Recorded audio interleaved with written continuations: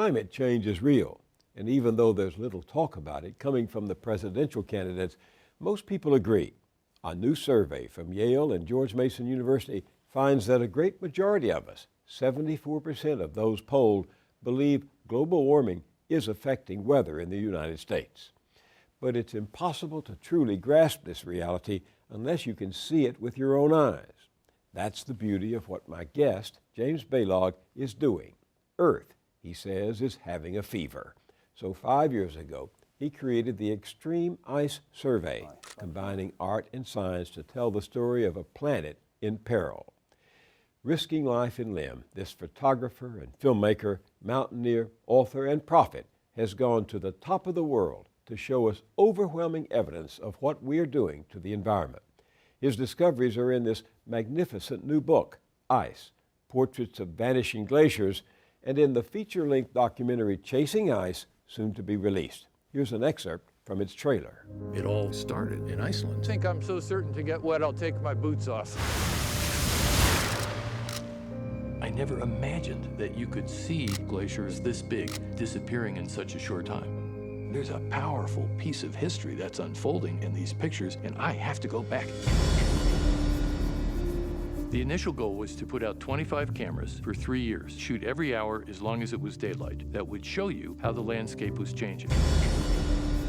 Oh, this is the way to travel, my friend. Putting really delicate electronics in the harshest conditions on the planet.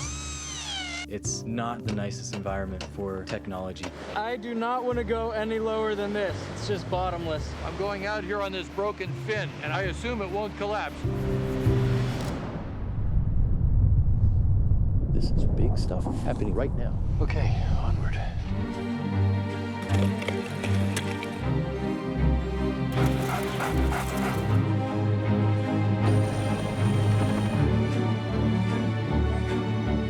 This is the memory of the landscape. That landscape is gone. It may never be seen again in the history of civilization, and it's stored right here. James Balog has come here from Iceland and Alaska with some urgency because what he has to tell us, Barack Obama and Mitt Romney simply refuse to talk about. Welcome, James Balog. I'm glad to be here. Thank you. I've read the science on climate change, and then I read your book and I saw your film, and suddenly I more than get it. It gets me. Does that make sense to you? Yeah, it does, and that's the same reaction we've heard from many, many, many people across all parts of the philosophical and political spectrum. It really is this convergence of art and science that I think really hits people. And yeah, to be honest with you, having learned about these kind of sciences back when I was in my 20s, I tried to forget about the sciences for many decades. And I went off and saw the world as a visual artist. And then in this project, I came back and really infused the science back into my thinking and feeling about the world as an artist. And it turned out that this combination of art and science together has been a really powerful thing that's really animated people and animated their understanding of this. The art is speaking from one half of your brain, and the science is speaking from the other half. So let me play for you some footage you shared with us of glaciers, and then I have a question about it. Watch this. In 1984, the glacier was down there 11 miles away. And today, it's back here, receded 11 miles. The glacier is retreating, but it's also thinning at the same time. It's like air being let out of a balloon. You can see what's called the trim line. It's the high water mark of the glacier in 1984. That vertical change is the height of the Empire State Building. We're at Columbia Glacier in Alaska, in south central Alaska, right along the northern edge of the Pacific Ocean. And when you look at those things, your brain goes, is this possible? Can I actually be seeing something this epic in front of my eyes? And you go, okay, I see that trim line, I see the deflation, I see that there was the Tad Pfeffer, my scientist friend who's been up there forever, says, yeah, the glacier was down there once upon a time and now it's back here. and you still can't quite grasp it in your heart about how monumental that is. And then you put the camera up on the mountaintop, you bolt it to the bedrock, and you let it sit there. And it's your little surrogate eyes. And those little robots, our little R2-D2, they're sitting out there clicking, clicking, clicking, clicking, watching the world change. And you go back a year later and you see what it saw, and it's like unbelievable. It's phenomenal. And then you start to get it.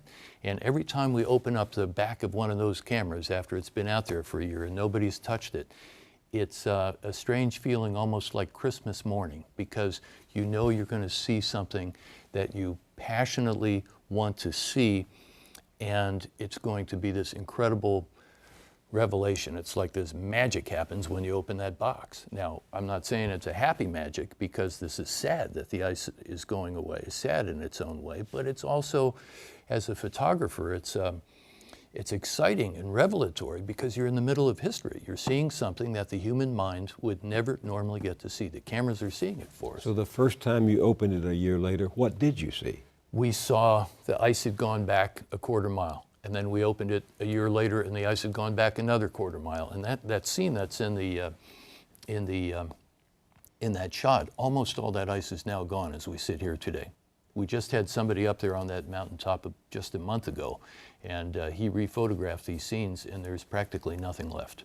But haven't glaciers been shifting and shaping and forming and breaking up through the millennia? I mean, can you be sure you're not just photographing a snapshot of an ancient process that has been going on and will be going on? Look, I was originally something of a climate change skeptic. And I say that in spite of the fact that I was trained in these kinds of sciences. To be clear, glaciers have always advanced and receded. You know, that has happened over time. That's a natural part of the Earth's cycle. But what is very well established from the science of the past several decades is that the rates of change that we're seeing right now are much greater than what they had been not very many years ago. There's been a significant acceleration of glacial retreat over the past 30 or 40 years, and that seems to clearly be tied to changes in the atmosphere and the impact of carbon dioxide and methane and nitrous oxide on the composition of the atmosphere. And it's all part of this cycle of changing weather patterns and changing ocean currents and temperatures that we're seeing in a lot of places in the world. So we can see that we are now in a really extremely anomalous, weird condition in terms of the Earth's long-term history. How so? Describe that to me. Well, the Earth has always gone through these cycles of warming and cooling that are connected with the way we move around the sun, the way the Earth orbits the sun, and the way the axis of the Earth tilts. And that's what has brought on the great ice ages of the past. These processes are connected with a cycling of the composition of the Earth's atmosphere, okay? And during the ice ages, the Earth's atmosphere goes down to about 180 parts per million of carbon dioxide. I don't want to bore you with too many numbers here, but this is really important that people get this. 180 parts per million is the bottom of an ice age atmosphere.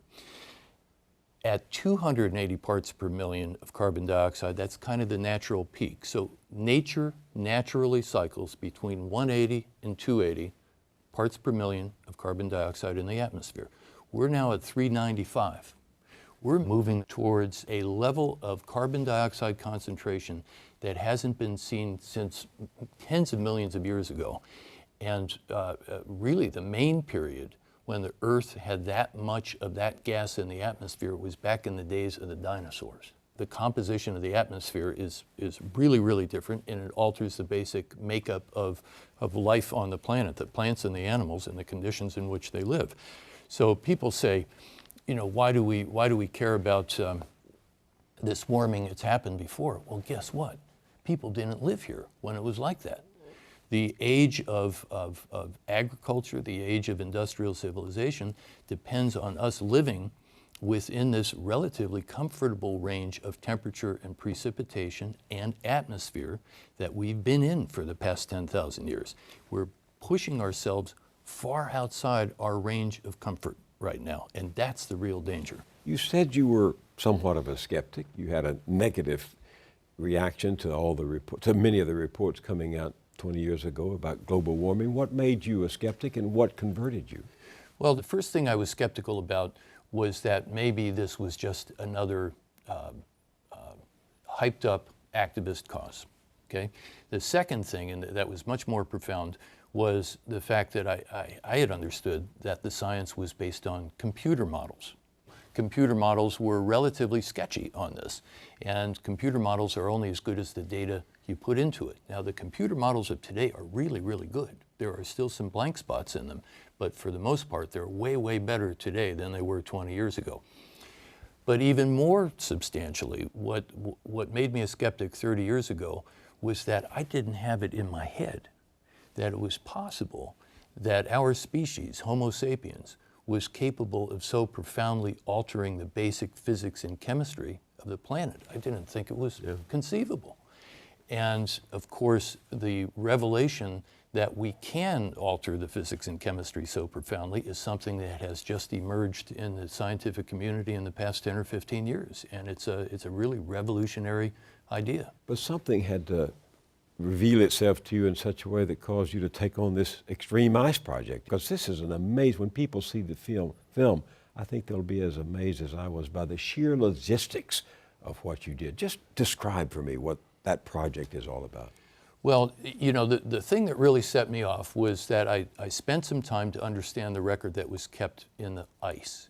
And that's when I realized we weren't talking computer models. We were talking about the historic record, the knowledge that was in the ice. There's knowledge. There's not just time, there's knowledge embedded in the ice, which is kind of amazing when you think about it. I mean, ice is just this blob of stuff there. Why do you care about ice? Well, it is truly the memory of the world. So then I realized, all right, I'm a photographer, I'm interested in these things, and I have to tell a story about climate change somehow. So I spent about 5 years zigging and zagging, researching, reading, thinking about things, trying to figure out how I could visually manifest climate change in pictures. And I kept coming back to the notion that the story had to be in the ice. That, to my photographic way of thinking, was the only place where I could actually see climate change happening, you know? A small technical question. You leave this equipment up there in the coldest of weather, coldest of climate, for years at a time. What kind of equipment is it? How do you know it's not going to be overwhelmed by the weather? And does it happen by the elements? Yeah, it's especially in the beginning of the project, that was a huge uncertainty. You know, nobody had built equipment like this before. The cameras have to survive 150-mile-an-hour winds. They have to work at -40. They have to survive deep snowstorms, torrential rainfall with the rain blowing at hurricane force sideways. And I was actually quite anxious that first year or so.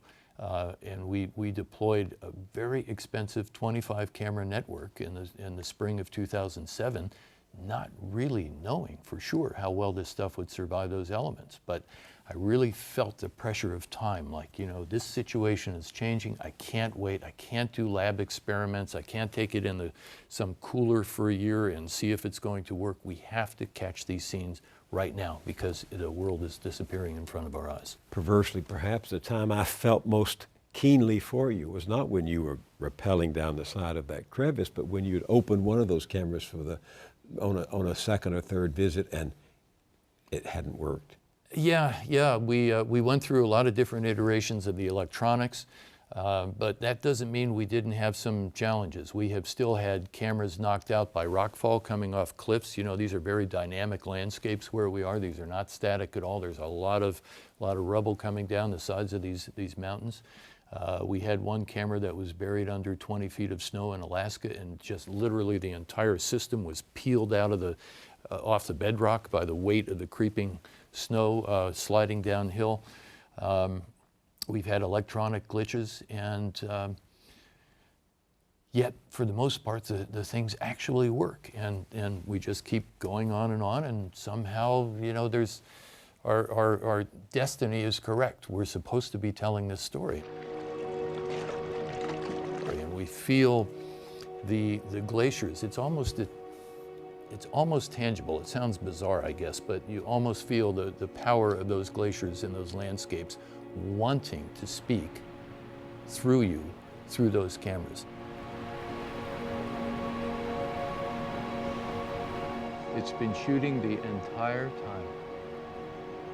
Fantastic. Here's the memory of the camera, and this is actually, that's an interesting thought. This is the memory of the landscape. That landscape is gone. It may never be seen again in the history of civilization, and it's stored right here. Without the voice of the cameras, they would really have no voice, and these landscapes would just disappear, and nobody would be the wiser. It would be as if a tree fell in the forest and no one was there to hear the sound. It's the exact same conundrum. If a glacier melts in the Arctic and there's no camera there to see it, did it ever really exist? Did it ever really happen? Well, the cameras give life and give voice to those processes in those places. The scientific language that this story is told in is profoundly, profoundly, profoundly important. And it's what we build the pictures on. So I don't want to forget that. But then you stack the visualization on top of the scientific understanding, and then you marry those two things together, the art and the science, and you have something really powerful. When I saw the NASA satellite imagery of Greenland, I honestly thought, why doesn't Jim Balog let NASA do it? He doesn't have to take the risk anymore. This technology is doing what he does. Yeah, you're exactly right. And we had that same conversation at the start of the Extreme Ice Survey. And the answer is that eyes in a satellite, camera eyes in a satellite that are 400 miles above the Earth's surface, tell one kind of a story, and camera eyes that are in the hands of a human being down on the ground surface tell a different kind of a story. And humans can relate better to a story told from the human level than they can to a story told from a satellite level, because that's where we live. We don't live 400 miles in the air. We live down here with our feet on the ground. Could you be describing a death spiral? Well, it's about mortality for sure. It's the mortality of those landscapes. And there is some sort of spiral of change going on in the Arctic. And time will tell if it's truly a death spiral or not, but it certainly is a period of enormous change. But I want to be clear that yes, I love the ice. Yes, I love the beauty of the ice. Is this a book about endangered species of ice? Not exactly. I mean, it is. That is what we're talking about. But really what we're talking about primarily is ice as a harbinger, as a predictor, as an avatar of change for the whole world. As you know, some people don't think this change is bad. About the time my wife and I were watching your film, I was also reading Elizabeth Rosenthal's reports in the New York Times on how Greenland's melting ice is uncovering vast new deposits of minerals and gems. I mean, the ice apparently has concealed one of the world's largest deposits of rare earth metals essential for the world's cell phones, wind turbines, electric cars. I mean, there's a potentially, she said, a new Greenland being created by global warming. Yes. This is true. It is undeniable. It depends on how you look at the world, I suppose. That's the possible. CEO of one mining company in Greenland says, for me, I wouldn't mind if the whole ice cap disappears. And a geologist, an Australian geologist working in Greenland says, this is huge. We could be mining this for the next 100 years. Yeah. Well, they're looking at the world through their own filter, their own perception. And yes, it's true. I have a cell phone, you have a cell phone, and those minerals that feed that cell phone have to come from somewhere. Would I rather see it come from somewhere that's not this incredible pristine landscape, one of the last pristine landscapes in the world? Yes, absolutely. But you know, there are people who say that anything we do to combat global warming is an attack, direct quote, on American middle-class capitalism. Yeah, I've got a problem with that, and here's why. I just learned that back in the 50s, 1950s, when people first started to say, hey, DDT is not good for the world, that same argument was brought out about DDT. It was like, hey, you're against American capitalism, you're against industry, this is no good. You should allow DDT. Well, guess what? It's turned out that stopping the widespread indiscriminate use of DDT has been a really good thing for you and me and all the plants and animals in the world. Then, in the 1960s and 70s, when we started to learn that cigarette smoke was bad for human beings, whether it was directly inhaled or it was secondhand smoke, same argument. You're trying to limit and regulate free market American capitalism. No fair, not good. Well, guess what? It's also turned out that regulating cigarette smoke is probably a pretty good idea, or at least minimizing the presence of it. The same arguments are being brought out right now. You're against prosperity, you're against progress, you're against the American way of life. Guess what? The Stone Age didn't end because the world ran out of stones. That's a direct quote from one of the Saudi Arabian oil ministers from some decades ago. The Stone Age ended because we discovered that there were better tools around than stones. And we're in the midst of something of a transition like that right now. It may be a long-term transition, but we're in the midst of realizing that fossil fuels come with a lot of unintended Murphy's Law kind of consequences, a lot of things we weren't counting on, and that there are indeed better tools to serve a significant number of our needs and purposes than burning more carbon and throwing it up in the atmosphere.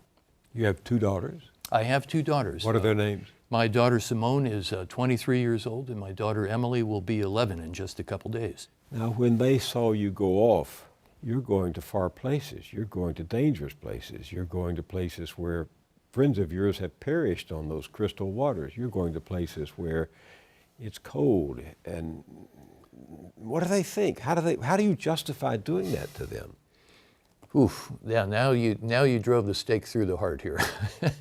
It's. I mean, look, I've saw in your film. yeah. You rappel over the edge of Yeah. some of these icy ridges down into what looks like a bottomless gorge. Yeah, it's terrifying, and I've had a lot of internal struggle over exactly the question you raise. And here's how I answer it. I picture myself when I'm 85 years old and I'm sitting in a rocking chair on the porch, and I can't do any of this anymore. And I see those girls as grown-ups. I see them now in their 30s or 40s or whatever it is. And they're saying to me, Dad, the world has changed. The climate is profoundly different than the world you guys were living in back in the first part of this century. You were in a unique position to tell the story. What were you doing with your voice? And I want to be able to tell those girls, I did the best I could. I understood it, I saw it, and it was important to me. I thought it was important to you, and I'm doing my best to tell the story with the skills and tools and time I have. And I've made this sort of pact, this bargain with the fates in my head. I don't know if the fates are listening, but I guess the fact that I'm still standing here alive means that they have been listening. I'm going to do my best here. Just give me a chance. Don't kill me when I go out there. And I get a little choked up and emotional because it's an emotional thing that you hold in your head when you're saying goodbye that last day before you go to Greenland or you go out to the glacier in Alaska. There's always that little voice in your head saying, well, this could be it. Have there moments when you were close to it? Yeah. There have been a number of them, and it's not a happy thing. Believe me, it's not. It doesn't fill you with a sense of peace and serenity. It's like, oh God, I shouldn't really be here. I hope we get out of this okay. And then you go back again. And then you go back again, and I go back because I feel there's a mission, there's a purpose, there's a need, there's a cause. Bob Dylan had a wonderful quote in an interview many years ago. Somebody asked him, well, Bob, you're awfully old and you're still touring, and why are you doing this? Are you happy? And he said, the point isn't to be happy. The point is to be doing what you're supposed to be doing. And it's very much the same way for me. This project comes with a lot of stress, a lot of anxiety, a lot of risk, but it's what I'm supposed to be doing. All the currents of my life have brought me to this moment. Are we, in your opinion, are we almost at a point of no return? I hate to say it, but yeah, I would have to agree with you. I can't sugarcoat that one. We are really right on the edge of a crisis. We might be in the crisis already. I mean, the fact that year after year after year, this pollution of the atmosphere keeps going up remorselessly with no significant deflection is really a problem. But we have the economic capacity, we have the technological capacity, and we at least have the theories about how to govern ourselves in order to deal with this. We know how to do this. That's what's so god-awful ironic about this. We know how to deal with it, and we're not dealing with it. So if we kind of wake up, we get out of our mental torpor, and we can break the shackles of the special interest groups that are preventing positive progress on this, we can handle this. We know how to do it. Are you going back up anytime soon? No.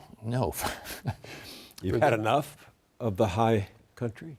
No, never, absolutely not. I mean, it's so incredibly beautiful. When I'm getting ready for a lot of these trips, as I'm packing my cameras, I go, good grief, how can I possibly shoot anything new on this trip? You know, it's going to be a repeat of the same old thing. And every single time I go out and reality delivers something new where you go, wow, I've never seen that before, and isn't that cool? Click, get another shot. The book is Ice, Portraits of Vanishing Glaciers. And the film's title is? Chasing Ice. Which you've done for a long time. Been chasing ice, absolutely.